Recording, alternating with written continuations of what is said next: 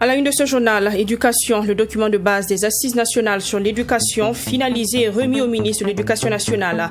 Les travaux ont duré 21 jours. C'est une compilation des expériences et aspirations d'acteurs avisés du domaine pour rehausser l'école burkinabé.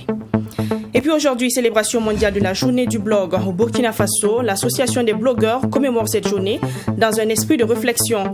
Face à la montée du web-activisme, les blogueurs du Burkina tentent de s'adapter et d'apporter leur contribution au bien-être de leur communauté. Éliminatoire Coupe du Monde Qatar 2022, la confrontation étalon du Burkina et MENA du Niger, c'est pour ce jeudi à Marrakech au Maroc. Les étalons ont tenu leur deuxième entraînement hier. L'équipe se dit prête pour remporter la partie. Voilà pour le sommaire de ce 20h. Bonsoir et merci de nous rejoindre. Carnet d'adresse du chef de l'État. Pour commencer, Roch-Marc Christian Kaboré a reçu en audience dans cette matinée même la Haute Cour de justice. La délégation était conduite par son président Boukari Khalil Bara. Le chef de l'État a échangé avec les membres de cette juridiction sur le fonctionnement et les préoccupations de l'institution. Cette rencontre de prise de contact a été aussi l'occasion pour les membres de la Haute Cour de justice de solliciter l'accompagnement du chef de l'État et celui de son gouvernement afin que les préoccupations soulevées puissent trouver solution, a soutenu le président de la Haute Cour de justice qu'on écoute dans cet élément. Le président du Faso est le garant de l'indépendance de la justice et à ce titre, nous avons le devoir justement de l'approcher pour voir dans quelle mesure nous pourrons bénéficier de l'accompagnement, de son accompagnement, de l'accompagnement de son gouvernement. C'est vrai que le chef de l'État et les membres du gouvernement sont justiciables de cette haute cour de justice, mais comme je l'ai dit tantôt, en tant que garant de l'indépendance de la justice, il est de notre devoir, il est de bonne loi que nous puissions lui dire que effectivement nous avons commencé à travailler dans un souci de transparence et d'ouverture en vue d'accomplir la mission qui nous a été assignée. Comme vous le savez, la Haute Cour de justice, dans son fonctionnement, est portée par l'Assemblée nationale. Et il a promis, en tout cas, de voir le président de l'Assemblée nationale pour voir dans quelle mesure les préoccupations soulevées vont être réglées. Il s'agit essentiellement des problèmes logistiques, des problèmes financiers, naturellement, surtout pour la conduite des procès. Nous avons besoin d'un certain nombre de choses, dont notamment une salle, une grande salle pour le procès. Nous avons également besoin de ressources financières, matérielles, mais aussi du personnel pour nous accompagner dans notre mission. Le président du Faso, Roch-Marc Christian Kaboré, a accordé ce matin également une audience aux membres du conseil d'administration de l'agence Faso-Bara, conduit par le président du dit conseil, Haruna Natama. Pour le président du conseil d'administration, il s'agit d'une visite de courtoisie au président du Faso. Il a saisi cette opportunité pour faire au chef de l'État le point entre autres de la gouvernance de l'agence, de l'avancement des activités et de l'environnement de la maîtrise d'ouvrage déléguée au Burkina Faso. On écoute Haruna Natama à sa sortie d'audience. Nous sommes les membres du conseil d'administration de Faso-Bara. En tant que tutelle, la présidente de Faso est la tutelle. Donc nous sommes venus rendre une visite de courtoisie à son Excellence, Monsieur le Président de Faso, et le faire le point de l'agence. Le point, c'est le point de gouvernance, Il y a le point d'avancement des activités, le point sur l'environnement, effectivement, de la maîtrise d'ouvrage déléguée au Burkina Faso. Ça a été vraiment des questions comme ça que nous avons eu à partager avec son Excellence. Et puis demander son soutien pour l'accompagnement de l'agence et pour des perspectives. Le projet majeur, c'est d'ordre général. L'accompagnement, c'est d'ordre général pour nous accompagner à la restructuration, nous accompagner sur l'acquisition des projets de façon globale. Et puis, sa vision aussi sur l'agence Faso-Bara. Nous avons évoqué effectivement à ce sujet. C'est vrai que l'agence n'a pas de projets qui ne tiennent pas. Parmi les projets actuellement qui ont été quand même, qui se comportent mal, il n'y a pas de projet de l'agence Faso-Bara. Mais nous avons reçu des conseils et des instructions ferme de son Excellence et d'œuvrer toujours à continuer à travailler dans la qualité et dans l'excellence pour le bienfait des populations. La nouvelle équipe de la CENI, Commission électorale nationale indépendante, installée il y a moins de 2 mois, s'est officiellement présentée au chef du gouvernement. C'était dans la matinée de ce 31 août, dans les locaux de la primature. Le Premier ministre Christophe Dabiré et les 15 commissaires ont notamment échangé autour des objectifs de la CENI et les voies et moyens pour atteindre ces objectifs. Il s'est agi aussi pour Élisée Ouedraogo et son équipe de solliciter le soutien du Premier ministre pour ce quinquennat. Yassine Sawatko pour le point. La nouvelle équipe de la Commission électorale nationale indépendante CENI se présente au Premier ministre Christophe Dabiré. Une occasion également pour les membres de l'institution chargés des questions électorales de demander l'accompagnement du chef du gouvernement pour l'atteinte des objectifs à elle confiés. Il s'agit entre autres de la disponibilité des moyens financiers, mais aussi les différents textes dont le gouvernement et le Parlement sont les maîtres d'œuvre. Comme vous le savez, la CENI est chargée de la mise en œuvre des différentes opérations électorales. Mais la CENI a besoin d'un certain nombre d'outils qui sont importants pour travailler. Au nombre de ces outils, vous avez le budget, il y a le cadre légal, dont la modification ou à travers donc les différentes révisions sont du ressort du gouvernement et du Parlement, bien évidemment. Et pour l'ensemble de ces outils, nous avons besoin de demander ou d'avoir son soutien pour pouvoir mieux gérer l'ensemble des opérations électorales que nous aurons à engager. Des discussions sont en cours selon Élisée Ouedraogo concernant les textes pour permettre un bon fonctionnement de la CENI. Il ajoute que le Premier ministre a marqué son soutien ainsi que celui de son gouvernement pour la réussite de leur mission. Nous avons évidemment profité de l'occasion de soumettre quelques points qui tiennent à cœur l'institution qui vient évidemment de prendre, et l'ensemble des commissaires qui viennent de prendre fonction, et pour lesquels évidemment nous attendons que le gouvernement et la classe politique dans son ensemble puissent évidemment nous permettre de disposer et de pouvoir nous engager pleinement dans la mise en œuvre des opérations électorales à venir. Il s'agit notamment de tout ce qui est en rapport avec la révision du code électoral. Installé dans ses fonctions de président de la Commission électorale nationale indépendante le 30 juillet dernier, Élisée Ouedraogo s'est engagé depuis quelques jours dans des tournées.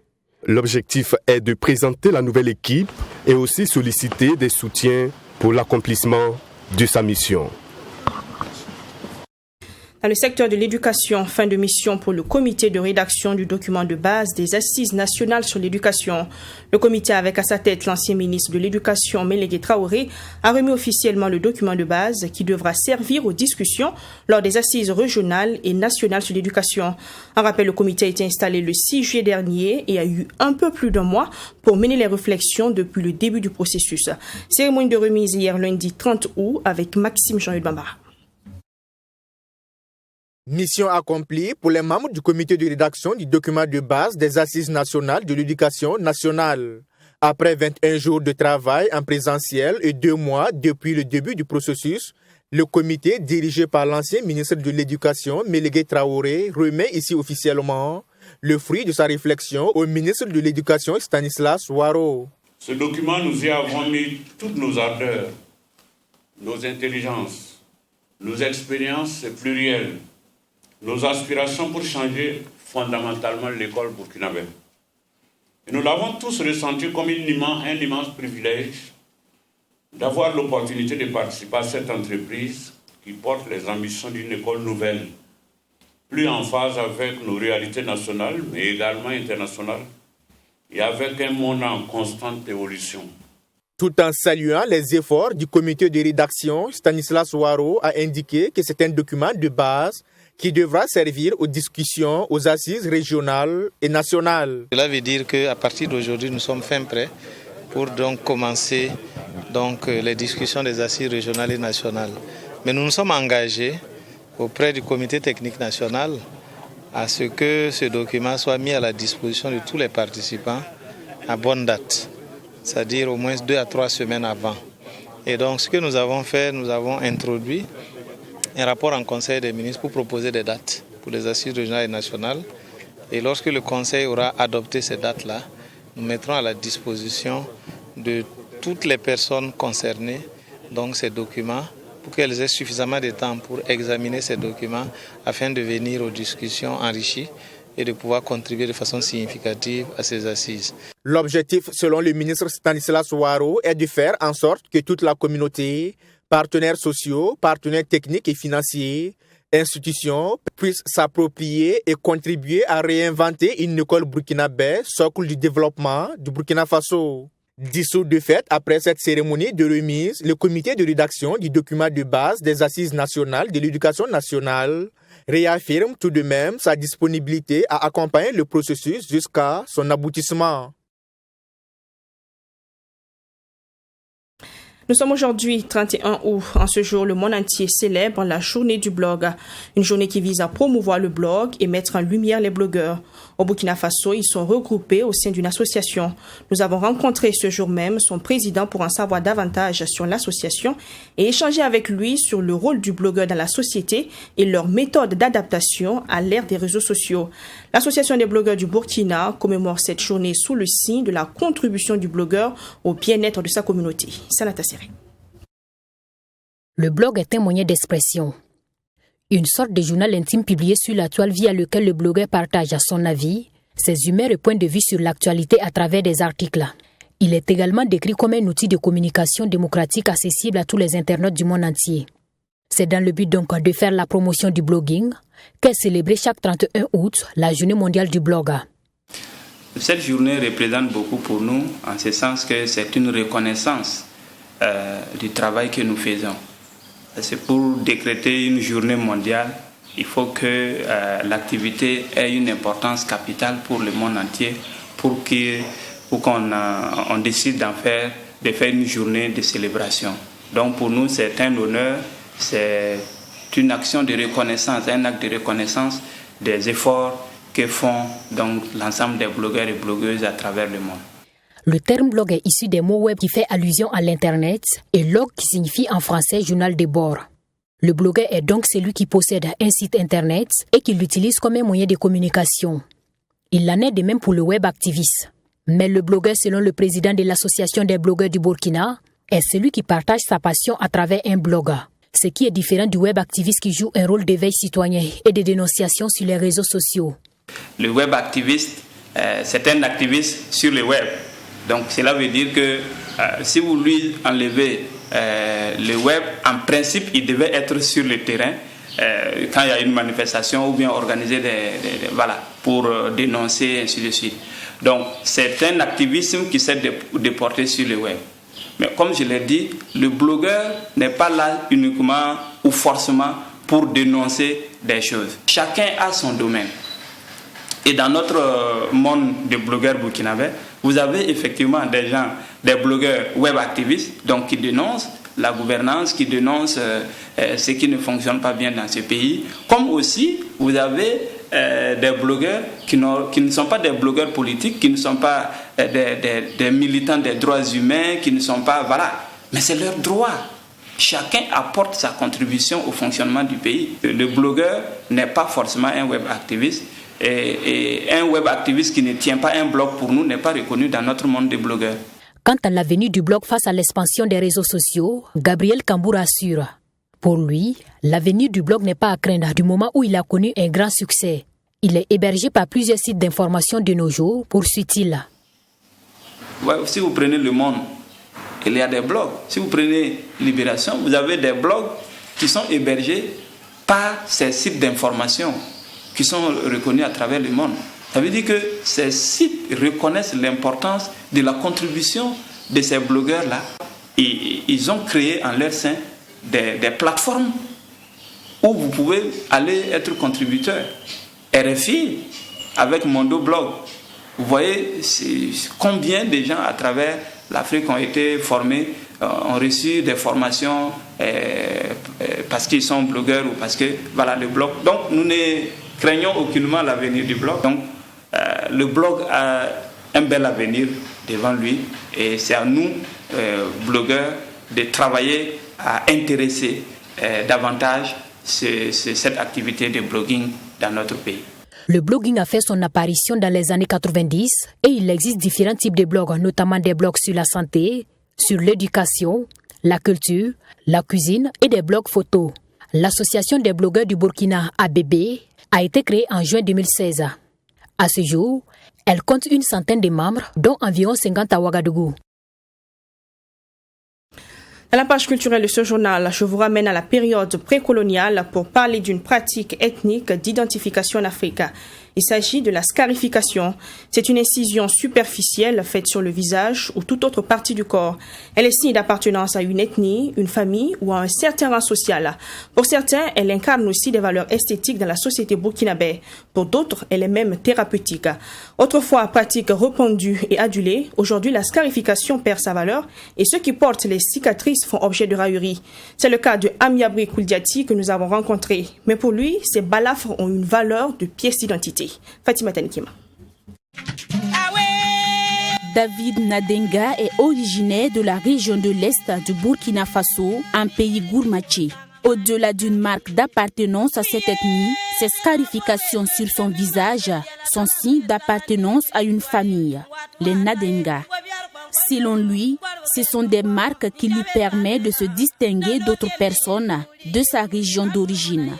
Dans notre famille, tous les traits que vous voyez, vous ne pouvez pas voir les mêmes traits dans une autre famille.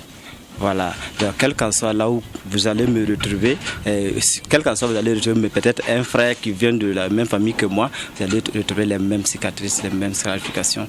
Amiabri Koulidiati, lui, a été influencé par son entourage. Et dans ce milieu, selon lui, les scarifications sont classées dans 2 volets en fonction du clan et de la famille. Si chez certains, c'est un rite qu'il faut respecter, chez d'autres, c'est juste un effet de mode. Chez nous, par exemple, à l'époque, c'est les yonli et les lompo. Et quels étaient les traits caractéristiques? C'était 3 traits verticaux qu'on traçait sur les 2 joues. Et le plus souvent, lors de cette cérémonie, les enfants sont rasés. Donc vous allez voir que chez certains, le trait a commencé du milieu vers... Le trait rentre dans les cheveux pour descendre jusqu'en bas. Ces scarifications ethniques, encore appelées cicatrices raciales ou balafres, existaient bien avant la colonisation, selon le sociologue Dr Patrice Kouraougou. Au Burkina Faso, plusieurs ethnies les pratiquent, mais chacune à sa manière et selon sa culture. Ce sont des expressions d'identité. Donc à travers ces pratiques, on a voulu dire que nous sommes un peuple bien identifié et nous sommes fiers de ce que nous sommes. Donc on peut dire que c'était peut-être des expressions anticolonialistes, mais comme j'ai dit, ça dépendra du peuplement, ça dépendra de la communauté. Ces cicatrices, il en existe plusieurs selon le rang et la classe sociale au pays des hommes intègres. Et chez les Moussi, on compte plusieurs types. Et chez les Moussi, on retient 4 types. il y a ce qu'on appelle le marandé, qui avait pour objectif de parler de l'esthétique, de la beauté, de l'élégance. Et ensuite, il y a ce qu'on appelait aussi les wifu, les nakomse, c'est-à-dire les princes. Et c'est selon la disposition de ces traits qu'on faisait les différences. Ensuite, il y a ce qu'on appelle le lemde, c'est-à-dire ce sont les scarifications sur le menton. Et il y a les longo, donc les lemde plutôt, c'est-à-dire des scarifications alternées des traits horizontaux et des traits verticaux. Fierté et identité culturelle, oui, mais également source de raillerie et de discrimination pour certaines personnes qui portent ces scarifications ethniques. Il y a des gens qui nous taquinent, les balafrés là, villageois là, bon, ça dépend. Ils prennent ça pour un sens négatif, mais pour moi c'est une fierté, puisque c'est mon identité. Et je ne pense pas que j'aurais honte d'être Goumantier, non. C'est ma première pièce d'identité. C'est celle qui ne va pas s'effacer. Cette carte d'identité que Amiabri Kouldiati porte fièrement aujourd'hui a tendance à disparaître, selon le docteur Patrice Kouraougo, et cela pour plusieurs raisons. Et cela est dû au phénomène de mode. Et non seulement il y a effectivement le phénomène de mode, mais il y a le fait aussi que les religions révélées, tout cela a contribué à phagocyter l'ensemble des pratiques. Donc, on ne peut pas dire que les scarifications n'ont pas subi aussi cet effet. Or, on les pratique de moins en moins parce que certainement, on n'est pas imprégné ou on ne veut pas se faire remarquer par ces traits. Et pour ne plus se faire remarquer par ces traits, certaines personnes ont recours à la chirurgie esthétique pour s'en débarrasser. C'est bien dommage, selon notre sociologue. Un acte qui, selon lui, met à mal la culture africaine en général et burkinabé en particulier. C'est-à-dire, au-delà de la douleur, au-delà de la blessure, au-delà de l'incision physique, on évitait la déchirure morale, c'est-à-dire se retrouver dans une peau qui n'est pas la nôtre. Et si on a honte maintenant de cette peau, que nos parents ont contribué à bâtir la peau qui exprime l'ensemble des valeurs, c'est que nous sommes en train de nous perdre. Les scarifications ethniques, identités et valeurs culturelles dans presque toutes les ethnies du Burkina Faso sont perçues comme des œuvres d'art comportant des significations et valeurs esthétiques. Des valeurs qui aujourd'hui disparaissent au profit du tatouage, qui est un art primitif devenu populaire. Sport éliminatoire Coupe du Monde 2022. Les étalons sont à Marrakech au Maroc depuis le 27 août dernier. Ils affrontent jeudi prochain le MENA du Niger. Une confrontation comptant pour le deuxième tour des éliminatoires de la Coupe du Monde. À cet effet, les poulains de Kamou-Malo ont effectué leur deuxième entraînement hier lundi. Le groupe dans son ensemble était présent à cette séance et se dit apte à décrocher les 3 points. Image de la séance d'entraînement à Marrakech avec Kassami Tiamtoré. Partis de Ouagadougou à 6, les étalons étaient presque au grand complet ce lundi à Marrakech, à l'exception de Brian Dabo, Mohamed Konaté et Jean-Fiacre Bautier, appelés à la dernière minute pour remplacer Cyril Bayala, blessé en club. En l'absence de Charles Kaboré et Abdul Razak Traoré au milieu du terrain, Kamou-Malo peut compter sur des garçons comme Brian Dabo, Blati Touré et Adama Gira de retour en club. Après quelques séances d'entraînement, Adama Gira dit être prêt à apporter son aide. Bon, les épaules solides, je ne sais pas, peut-être chacun a son tempérament. Moi, je suis pas comme Charles Alain, tout ce que vous venez d'évoquer, c'est des promotionnaires. Ils ont aussi leur façon d'être, moi j'ai ma façon d'être, qui n'est peut-être pas comme ce qu'ils font. Mais bon, je suis là, je suis un peu plus expérimenté que les jeunes, je vais les soutenir, je vais essayer de les conseiller et aussi je suis là comme joueur et à la disposition du coach. Et je crois que c'est le plus important, quoi. C'est en équipe qu'on peut gagner et avec toutes les absences que nous avons, nous devons être un groupe solide, solidaire. Je crois que c'est la seule manière pour nous d'aborder ces 2 matchs. Dans la charnière défensive également, il n'y a pas une sérénité absolue puisque Issoufou Dayo ne sera pas avec son binôme Edmond Tapsoba. Il y a des noms comme Steve Yago, Herman Nikema et Soumaïla Ouattara qui peuvent également garder la baraque. Ouais, c'est normal et vu que c'est une équipe que je viens de m'engager et je dois faire de mon mieux en équipe nationale. et que je pense qu'on me suit là-bas déjà et je dois donner le maximum en équipe nationale. Oui, déjà je me sentais toujours,